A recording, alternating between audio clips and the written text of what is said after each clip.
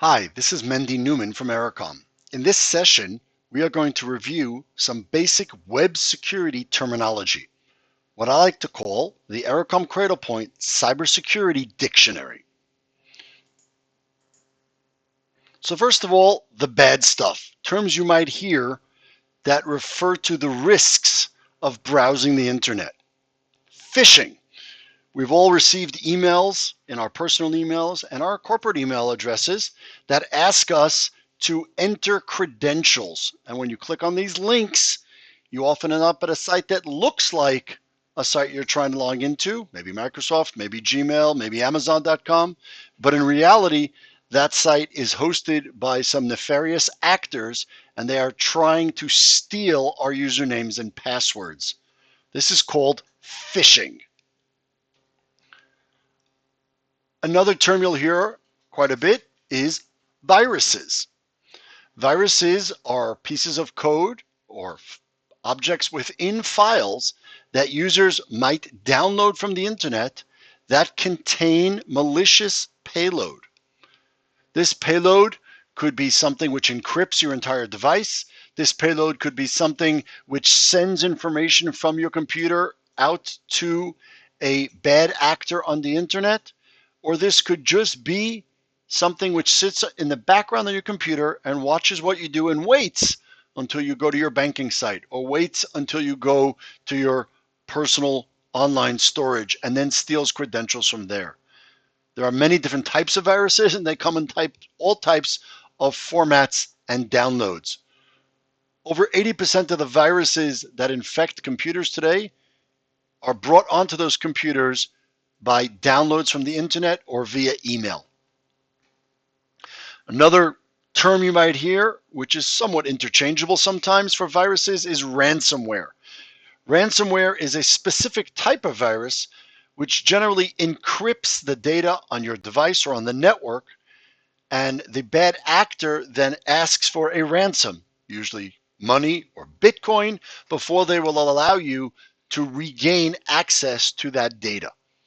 So these are terms you will hear in terms of the threats of browsing the internet. Some of the industry terms that you should be familiar with. There's a concept called zero trust. Zero trust says that as opposed to just putting up a fence around our network and allowing certain users in, but once they get in, we allow them to access to everything on our network. Zero Trust says we are only going to allow each user access to the parts of the network or the parts of the data we have that they belong having access to. So we trust nobody, and we verify that each user, under every circumstance, from wherever they are, what device they're using, and what data they're accessing, is authorized. Otherwise, all that data and all those applications are by default blocked. That is called zero trust. No trust for anything unless it's explicitly provided. Browser security. Obviously, when we browse the internet, we are by definition asking our browser to bring data from the internet onto our local device. We tend to think that our browsers themselves, whether we're using Chrome or Safari or Edge or Firefox, are secure, and they are supposed to be. But the reality is that there are always bugs and security holes being found. And therefore, the concept of browser security says it's not enough to rely on the browsers. We need to have other layers of security around our browsing so that we can secure our network and our devices. The cloud. Many of the solutions today offered in this space, cybersecurity solutions, are offered as a software as a service, a SaaS offering. This means there is no hardware for the user to install whatsoever. The entire service is offered in the platform in the cloud, sometimes in a public cloud, like hosted in AWS or Google Cloud or Oracle, sometimes on private servers in the cloud.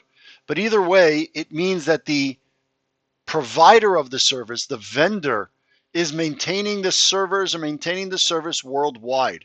and the end user customer does not have to install any servers, any routers, any software at all. It is all provided as a cloud service.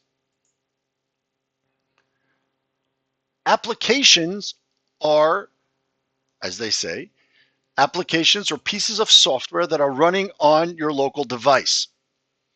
Many applications running on our local devices today access the internet for their data. Think of Outlook, think of Microsoft Office, which can bring clip art or images onto your device from the internet. So it's not enough to secure application browsers. We also need to think about securing applications and blocking applications that should not have access to the internet. We also have a concept of web applications. These are really software that is running inside of a web browser. Think of WhatsApp web. Think of even Gmail. You can now write Office documents, PowerPoint and Word documents in your browser. These are much more sophisticated than just regular websites. These are web applications running inside of a browser, and they have their own set of rules, risks, and controls we need to have in place to be able to secure them appropriately. Let's move on to a list of solutions or terms you should be familiar with. Some of these are Ericom Cradlepoint specific, and some of these are industry terms, and I'll try to point them out. A firewall. A firewall is usually a device, although it could also be provided as a service from the cloud, that sits at the edge of a network and restricts what goes in and out of the network. On a most basic level, it makes sure that any requests into the network are authorized and blocked if they are not authorized. And it can also monitor outbound traffic to make sure that end users within an organization are only accessing outbound resources that they are authorized to access. That is a firewall. Next to our firewall, we have what's called a secure web gateway. A secure web gateway sits between the users and the public internet, and its job is to make sure that only safe content comes down to the user's browsers or applications.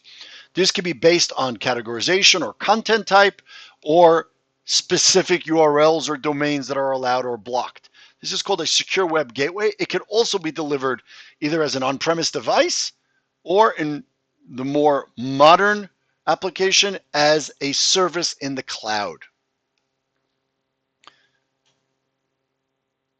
Ericom provides a secure web gateway solution, and on top of that, and our strength is really in our remote browser isolation, RBI.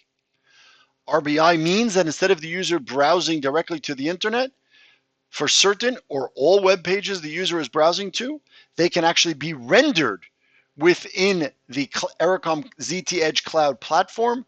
And what the user sees in their local browser is actually a rendering of the web page. This is a much safer way to browse the internet because no content from that website is coming to the user's local device. In a further session, we have a much deeper dive into the technology behind RBI, Remote Browser Isolation.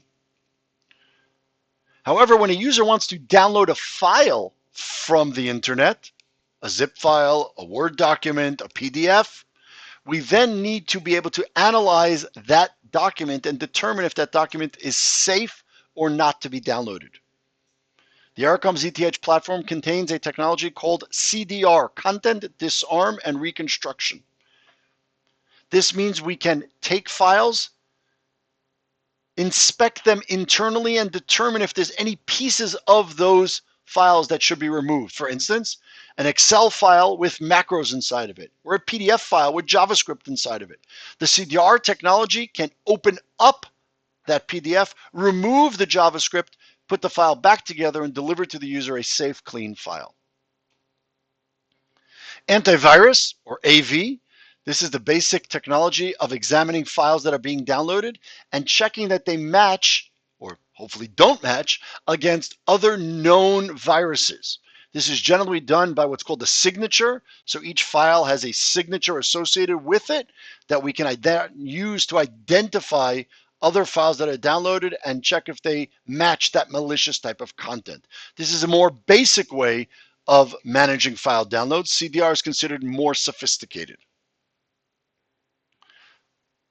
An advanced feature of the Ericom RBI platform we refer to as VMI, virtual meeting isolation.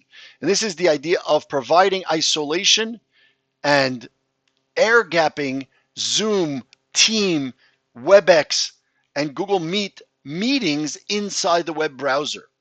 So if you want to have a secure meeting and make sure that no files are being transferred, no content is being downloaded from any of the online meeting vendors, the VMI technology can allow you to access those meetings using audio, using video within a secure browser environment. This is called VMI. And another industry term related to web security is DLP, data loss protection or prevention, which means we want to make sure that when users are sending data from their local devices to the internet, they're not sending any sensitive data, no customer information, no credit cards, social security numbers, identification numbers. And that is called DLP, checking to make sure data sent off the user's device meets company standards. Zero Trust Network Access, also known as ZTNA, is the idea of making sure that when users access the corporate internet, they only get access to the portions of the internet of the corporate network that they are supposed to have access to. So I might have access to the CRM platform, but I don't have access to the accounts payable platform. In the old world of VPN, once I'm in the network, I can get access to everything. In the new world of ZTNA, I only have access to the parts of the network that have been specifically granted to me. Another key concept related to cybersecurity is the concept of authentication. Making sure we can identify every user that comes into the platform and every user that wants access to something so that we know who they are and what rights they should have. This is called identity and access management. Making sure we know every request is associated with a particular user and making sure we know what policies, rights, and configuration is associated with that particular user and their role within the organization. Generally in cloud-based services, like the Ericom platform, we use a technology called SAML. SAML is a technology which allows us to authenticate users based on user management platforms on the web, on the cloud. Normally in the old world, we would be authenticated via an on-premise Active Directory. In the SAML world, we are talking about authenticating via online identity management platforms. Think Azure AD, Office 365, Okta, which we use at Cradlepoint. These are all allowing for SAML-based authentication. SAML stands for Security Assertion Markup Language. Not that important. It's just referred to as SAML. And it is a method of authenticating users when they're accessing cloud-based authentications like we do here at Cradlepoint with Okta. Okta is known as the IDP. That's the identity provider. So that is the platform or service that is actually providing the authentication based on SAML. It could be Azure AD, it could be Okta, it could be Google, it could be Duo. There are numerous types and flavors of IDPs, identity providers, available in the cloud today. A few other web security terms that are important to be aware of. SSL and TLS. These are technologies which allow us to make sure that communication between our local web browsers and public internet sites is secure.